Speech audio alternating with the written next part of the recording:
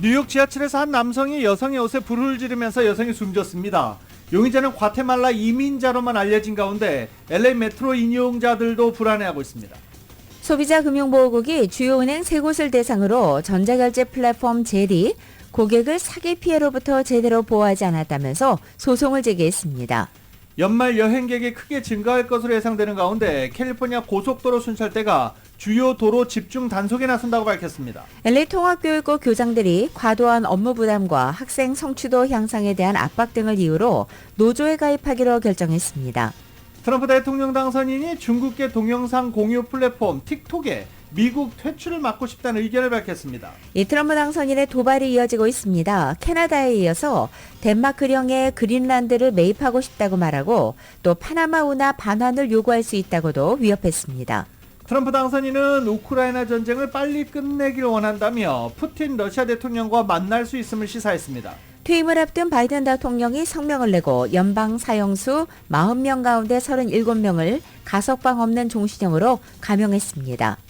스타벅스 노조 파업이 여러 지역으로 확산하고 있습니다. 내일까지 참여 지역은 늘어날 것으로 알려졌습니다. 노조는 임금 인상을 요구하고 있습니다. 올해 빅테크가 주도하는 미국의 증시 랠리가 이어졌습니다. 그러나 소비재 업종 등에서는 다수의 유명 기업이 파산 보호를 신청했습니다.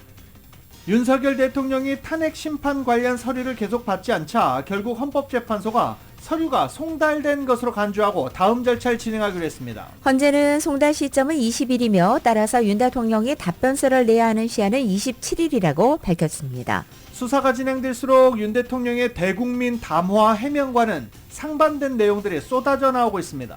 계엄 사태에 전방위적으로 개입한 노상원 전 정보사령관의 수첩에서 북한 공격 유도 메모가 확인됐고 정치인과 판사 등의 수거 대상 그리고 사살이라는 표현도 등장했습니다.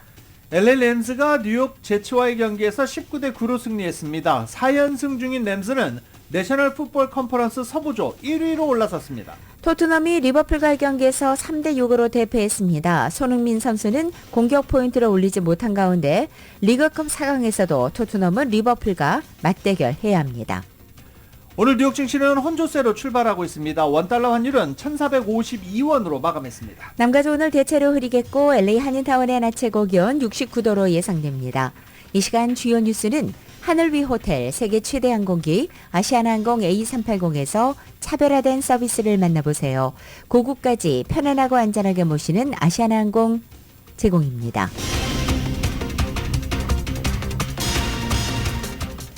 여러분 안녕하십니까? 김윤정입니다. 안녕하십니까? 유지승입니다. 2024년 12월 23일 월요일 라디오 솔모닝 뉴스 2부입니다.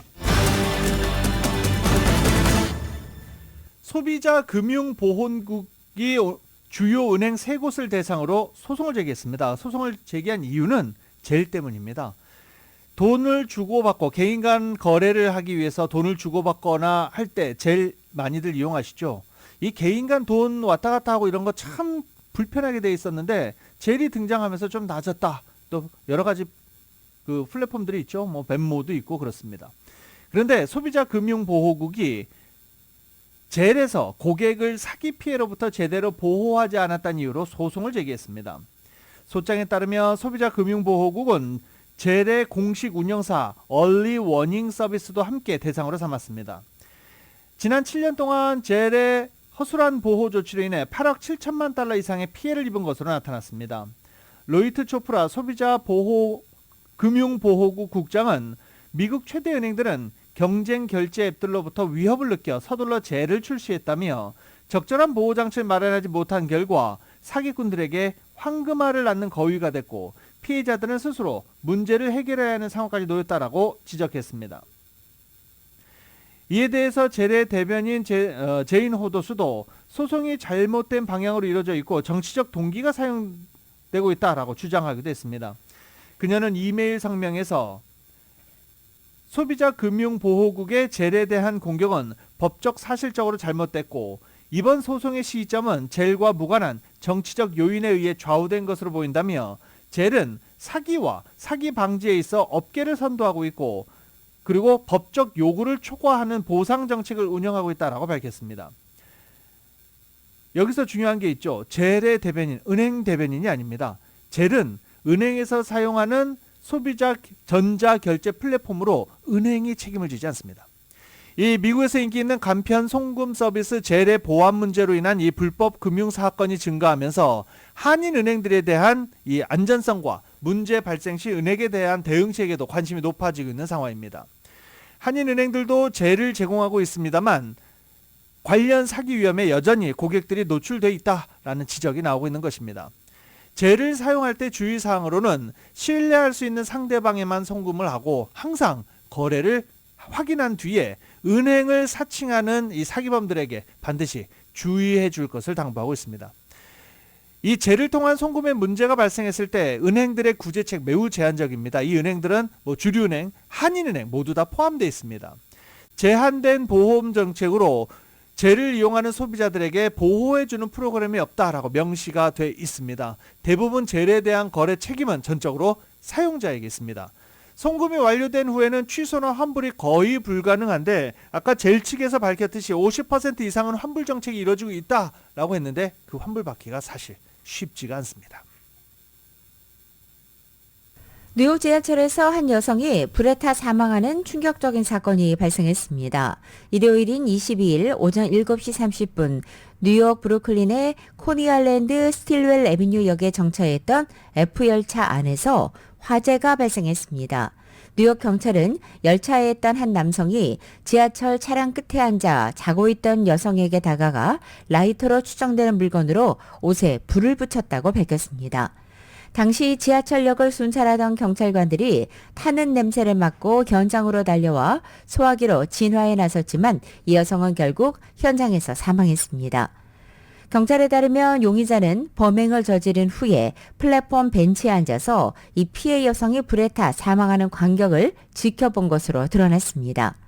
경찰은 시민들의 제보로 사건 발생 약 8시간 만에 한 열차 안에서 용의자를 체포했고 용의자 신원은 과테말라 출신의 이주민 세바스찬 자페타로 알려졌습니다.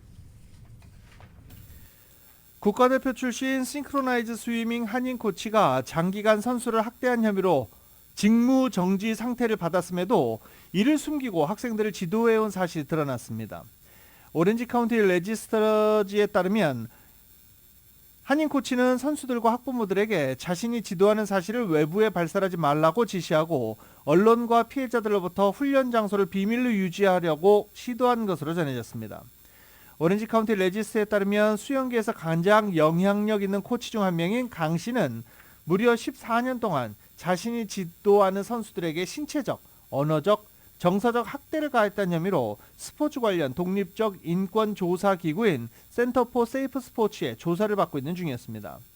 또 지난 5월에는 수중 발레 연맹에 의해서 올림픽 및 국가대표팀 코치 자격에 대해서 무기한 정직 처분을 받았습니다.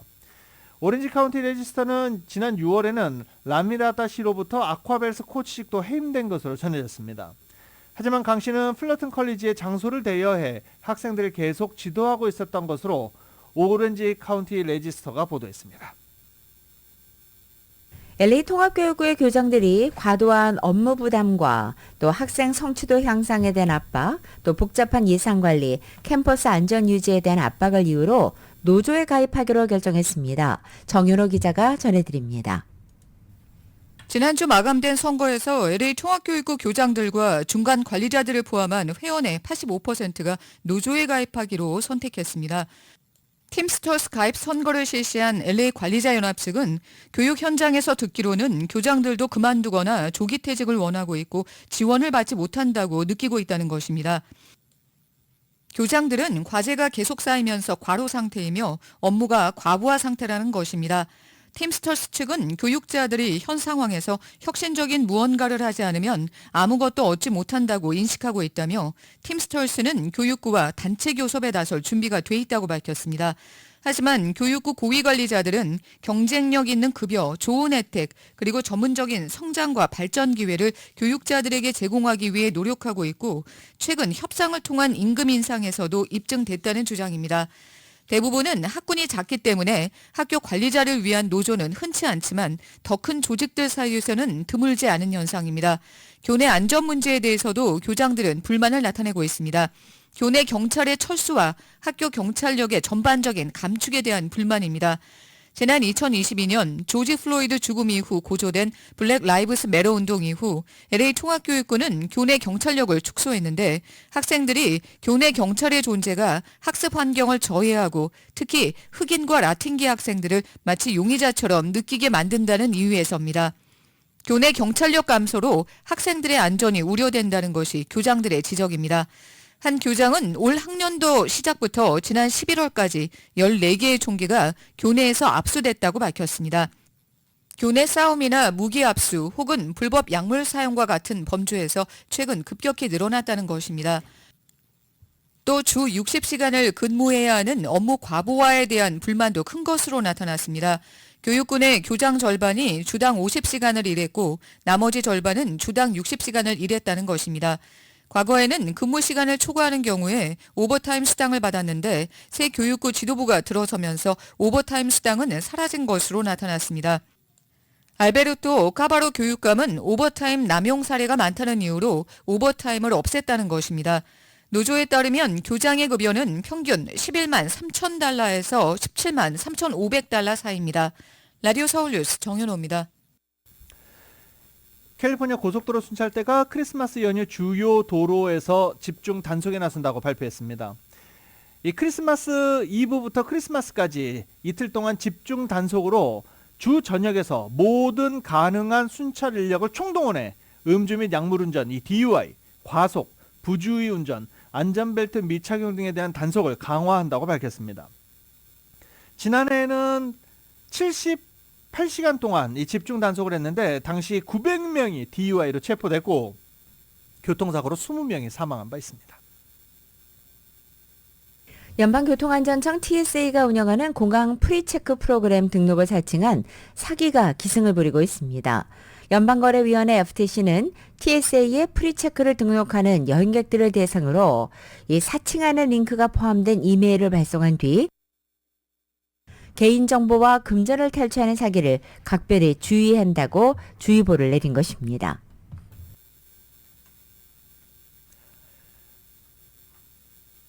세입자 90명을 상대로 전세 보증금 62억 원을 가로채 미국으로 도피했던 전세 사기범 2명이 체포됐습니다. 지난해 대전시 일대에서 총 11채 다가구 주택을 매수한 뒤 이른바 깡통 전세 사기를 설계해 62억 원의 보증금을 받은 뒤 미국으로 도피했던 최모 씨와 남모 씨 부부가 한미 양국의 공조로 검거됐습니다. 한국 경찰청에 따르면 이들 부부는 지난 2019년 4월부터 2023년 4월 사이 대전시 일대에서 깡통 전세 사기를 일으켜 한국을 뒤집어 놨던 인물입니다. 이들은 미국으로 도망와 애틀랜타와 시애틀 지역에서 도피 생활했던 것으로 전해졌습니다.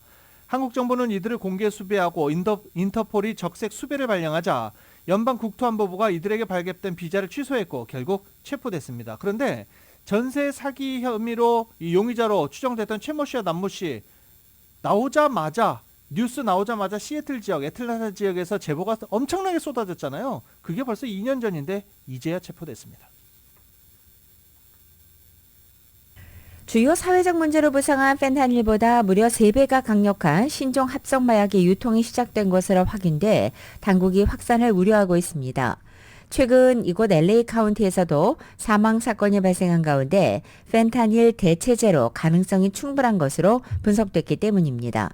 이 약물은 합성 오피오이드인 프로트니타젠으로 너무 효과가 강력해 문제가 될 소지가 많아 연방식품의약국 FDA의 의료용 승인도 받지 못했습니다. 지난 19일 ABC 뉴스에 따르면 한 전문가는 지역사회 유통은 확실히 우려스럽고 과다 복용 위험이 크며 약간의 양의 차이로 기분 좋게 취한 상태에서 호흡이 멈추는 아주 치명적 상태로 갈 수 있게 된다고 밝혀졌습니다. 또 이 약물은 미국에서 불법인 마약이고 의료적으로 인정된 용도가 전혀 없다고도 강조했습니다. 전문가들은 이 마약이 주로 중국에서 해외로 배송되고 딜러들은 이것을 이용해 약을 만들어 거리에서 합법적인 것처럼 판매한다고 설명했습니다. 관계자들은 아직 이 마약이 널리 퍼지지는 않았다고 했지만 확산 가능성을 우려하고 있습니다. 펜타닐에 대한 규제와 단속이 강화되면서 그 대체제로 마약범들이 밀수입과 유통이 용이한 이 프로토니타젠을 선택할 가능성이 있기 때문입니다.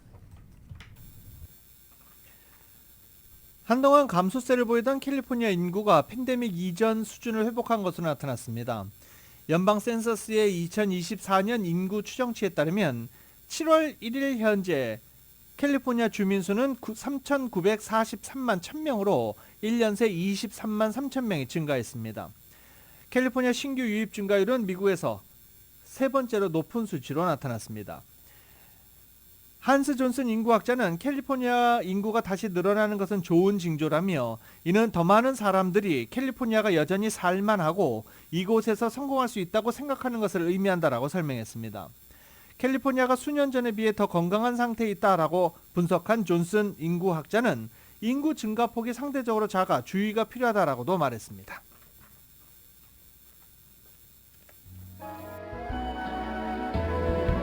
Sleigh bells ring, are you listening? In the lane, snow is glistening. 12월 23일 월요일 남가주의 날씨입니다. 크리스마스를 이틀 앞두고 새로운 한 주간을 시작하는 오늘 남가주 지역 대체로 흐리고 낮 기온은 평년 기온을 약간 웃돌겠습니다. 오늘 이른 아침 출근길 곳에 따라 다소 짙은 안개로 출발한 가운데 안개는 점차 걸침했지만 이 낮 동안에는 구름 낀 하늘이 이어지겠고 간간히 햇살이 교차하겠습니다. 화요일인 내일도 대체로 흐리고 내일 늦은 오후에는 빗방울 떨어지는 곳이 있겠습니다. 그리고 내일 낮 기온은 오늘보다 8, 9도가량이나 떨어져서 평년 기온을 밑돌겠습니다. 성탄절인 수요일에는 부분적으로 해가 나겠고 수요일의 낮 기온은 전날보다 3, 4도가량 오르지만 여전히 평년 기온을 밑돌아 서늘한 날씨가 계속되겠습니다. LA 한인타운의 오늘 낮 최고 기온 69도, 밤 최저 기온은 50도, 오렌지 카운티 지역 69도, 50도, 델리와 일랜드 엠파이어 지역 76도, 50도, 해안 지역은 65도, 53도로 예상됩니다. 한국은 오늘 전국이 대체로 맑겠고 서울의 오늘 아침 최저 기온이 19도, 낮 최고 기온 36도로 예상됩니다.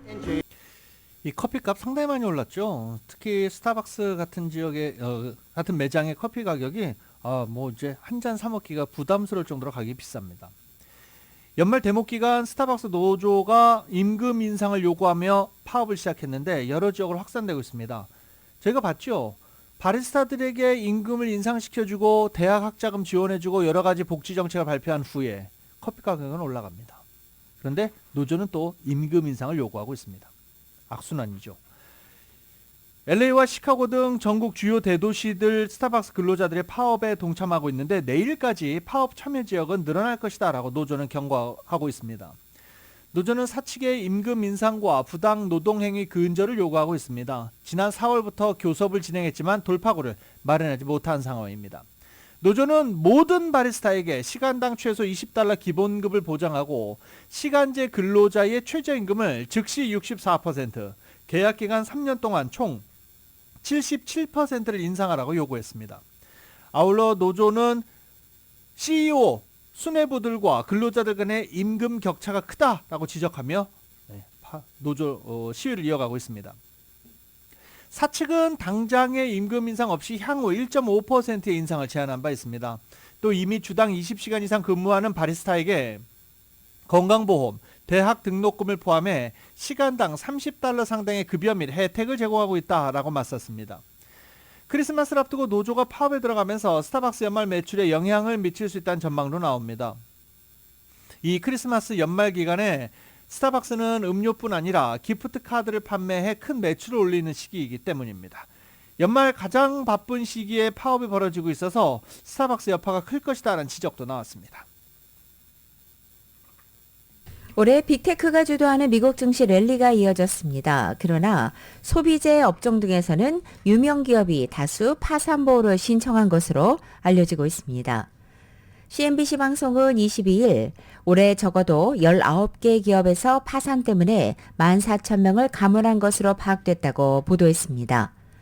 1월부터 11월까지 미국에서 문을 닫은 점포 수가 7,100여 곳으로 작년 동기 대비 69% 늘었다는 리서치 업체 코어 사이트의 자료도 나와 있습니다.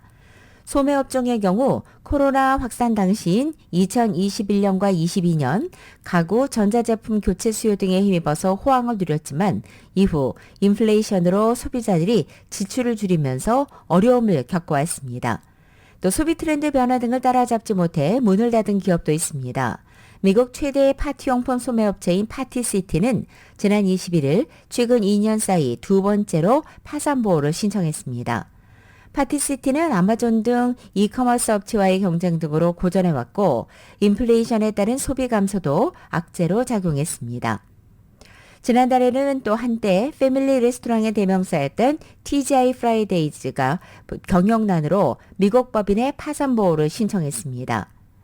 치폴레 같은 건강식을 내세운 경쟁업체들이 부상한 가운데 고물가와 음식 배달 서비스 발달로 집에서 식사하는 문화가 확산되면서 전통적인 패밀리 레스토랑의 경영난이 심해지고 있다는 평가입니다. 또 바닷가재와 새우 같은 메뉴를 합리적 가격에 제공하며 세계 최대 해산물 레스토랑으로 성장했던 레드 랍스터도 지난 5월에 파산보호를 신청했습니다.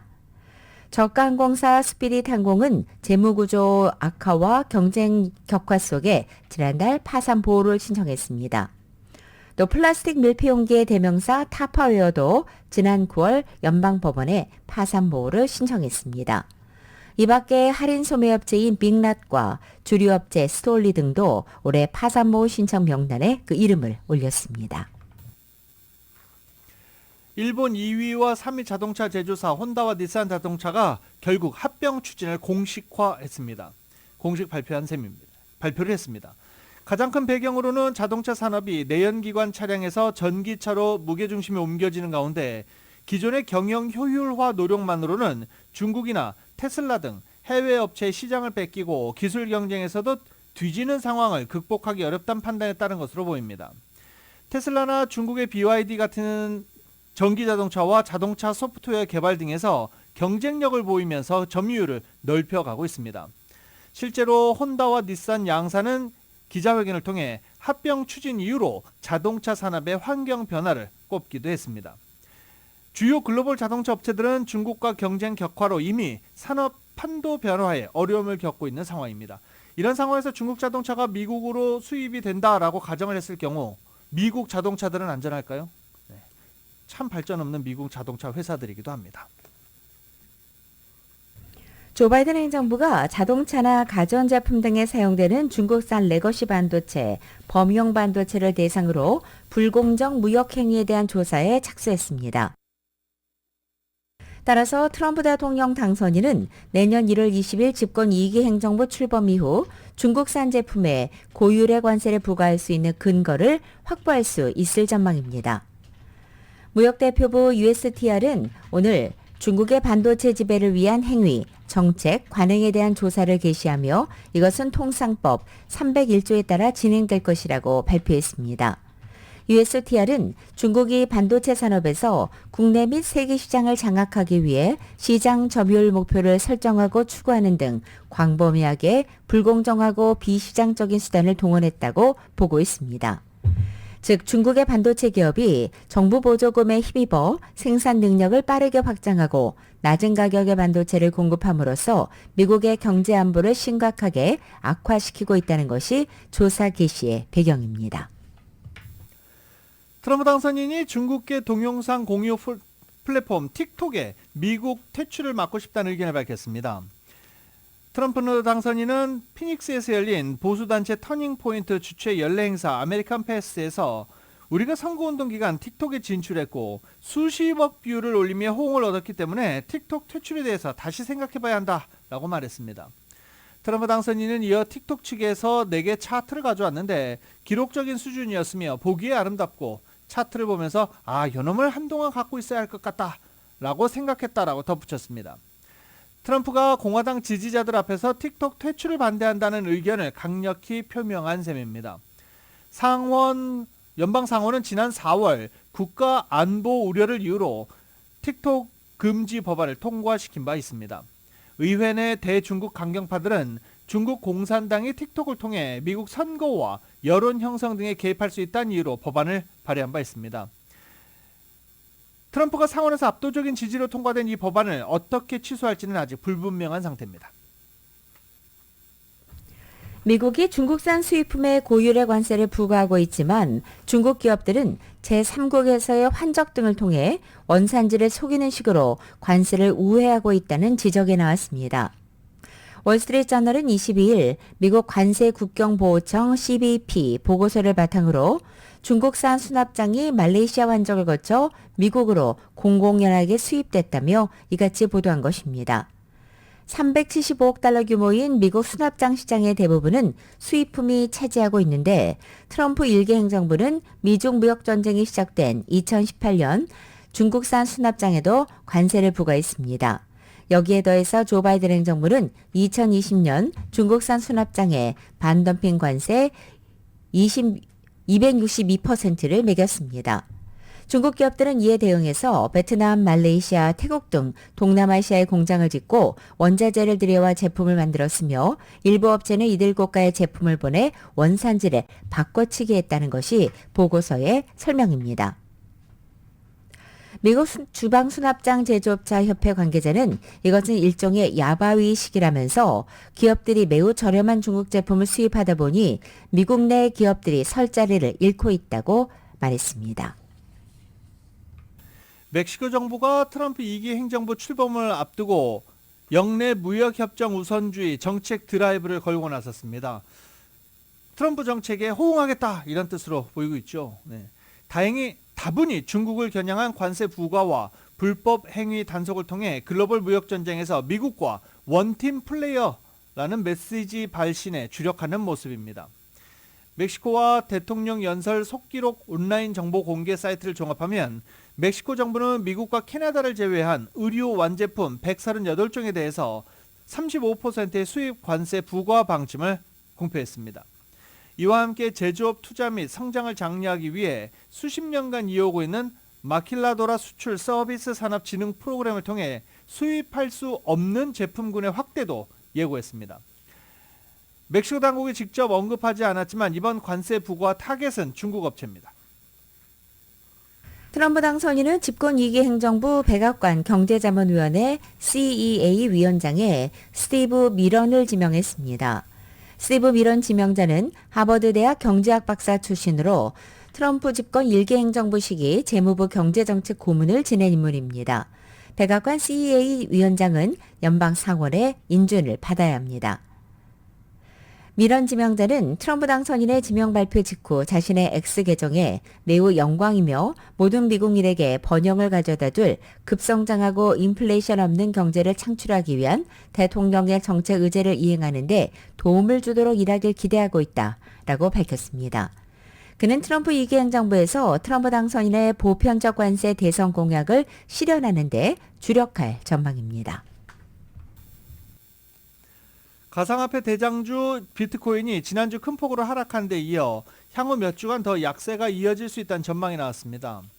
코인베이스에 따르면 비트코인 한 개당 가격은 95,821달러 수준입니다. 일주일 전인 10만 4천 달러에 비해서 8% 내린 가격입니다. 블룸버그 통신은 트럼프 대통령 당선인 이후 처음으로 주간 하락세를 기록하고 있다고 전하기도 했습니다. 연준의 내년 금리 인하 예상 횟수를 기존 전망치보다 줄여 금리 인하 속도를 조절하겠다는 방침을 시사했고 파월 의장은 트럼프 2기 정부에서 추진할 것으로 예상되는 비트코인 전략 자산 비축과 관련해 연준은 비트코인을 소유할 수 없다라고 일축하기도 했었습니다. 가상화폐 투자업계에서는 비트코인의 하락세가 당분간으로 이어질 것으로 예상했습니다.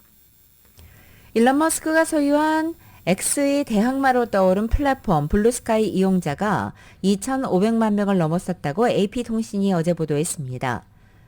블루스카이 이용자 수가 미국 대통령 선거 이후 급증한 점으로 미뤄서 기존의 X 이용자 중에 상당수가 X를 떠나 블루스카이로 이동한 것으로 분석됐습니다. 일론 머스크가 트럼프 대통령 당선인의 선거운동을 적극적으로 지원해 트럼프 당선인의 최측근으로 부상하자 정치적으로 공화당이나 트럼프 당선인을 지지하지 않는 사람들이 X를 대거 떠나 블루스카이를 대안으로 삼았다는 것입니다. 하지만 이 플랫폼의 급성장에 따른 성장통도 적지 않다고 이 방송 등은 지적하고 있습니다. 블루스카이 내 가짜 계정이나 인공지능 AI로 생성된 봇 계정, 또 잠재적으로 유해한 컨텐츠의 양을 정확히 파악할 수 있는 데이터는 없지만 최근 몇 주간 이 플랫폼에서 AI 봇을 신고하는 건수가 급증하는 추세를 보였다고 AP통신이 전한 것입니다. 블루스카이는 지난달 하루 24시간 동안 이 플랫폼 내 문제가 있는 콘텐츠에 대한 신고를 4만 2천 건이나 받은 적도 있었습니다. 블루스카이는 이용자 급증에 대응하기 위해서 이달 들어 콘텐츠 감시팀의 인력을 4배로 늘리고 사칭 계정 등을 감시하는 새로운 시스템을 도입했다고 밝혔습니다. 행복하십니까? 네, 행복한 라디오소를 듣고 계십니다. 바이든 대통령이 사형수들을 대상으로 대대적인 감형을 단행했습니다. 바이든 대통령은 성명을 내고 연방 사형수 40명 중 37명을 가석방 없는 종신형으로 감형한다고 밝혔습니다. 감형 대상이 된 대다수는 마약 밀매와 관련한 살인이나 교도관 혹은 다른 수감자를 살해한 죄로 사형 선고를 받은 이들입니다. 이 가운데 2013년 보스턴 마라톤 폭탄 테러범 조하르 차르나예프, 2015년 사우스캐롤라이나주 흑인 교회 총기 난사범 델런 루프, 2018년 피츠버그 유대교 회당 총기 난사범 로버트 바워스 등 사형수 3명은 감형 대상에서 제외됐습니다. 사형에 반대하는 입장인 바이든 대통령과 달리 트럼프 당선인은 적극적인 사형 찬성론자입니다. 그래서 트럼프 당선인의 취임을 한 달도 남기지 않은 상황에서 이렇게 사면 조치가 이루어졌습니다. 조 바이든 대통령의 퇴임을 한 달 앞두고 연방정부가 추진해오던 대규모 학자금 대출 탕감 방안 2건이 공식 철회됐습니다. 따라서 대학 졸업자 약 3,800만 명이 학비 관련 빚을 탕감받을 수 있는 기회는 무산됐습니다. 워싱턴 포스트에 따르면 교육부가 추진하던 학자금 대출 탕감안은 바이든의 플랜 B로 불려왔습니다. 바이든 대통령이 당초 코로나 사태에 대응하기 위한 긴급 명령 권한을 이용해서 학자금 대출자 약 4천만 명에게 각각 대출금 10,000에서 2만 달러를 탕감해주는 방안을 추진하다가 2023년 연방대법원에서 6대3으로 제동이 걸린 후 새로운 탕감 추진 방안을 마련했기 때문입니다. 교육부는 대법원 결정 이후 교육부 장관이 학자금 대출을 탕감하거나 상환액을 조정할 수 있도록 한 기존 고등교육 관련법 조항들에 기반해서 새로운 학자금 탕감 규정을 마련하는 작업을 해왔고 이 초안을 4월과 10월에 공개하고 입법 예고하기도 했습니다. 한편 워싱턴 포스트에 따르면 바이든 행정부는 지금까지 4년 임기 동안 생활고를 겪는 미국인 약 490만 명에게 대출 탕감을 포함해 1,800억 달러 규모의 지원을 실행했습니다. 여기에는 이날 발표된 공무원 5만 5천 명 대상의 40억 달러 규모의 대출 탕감 조치도 포함되어 있습니다.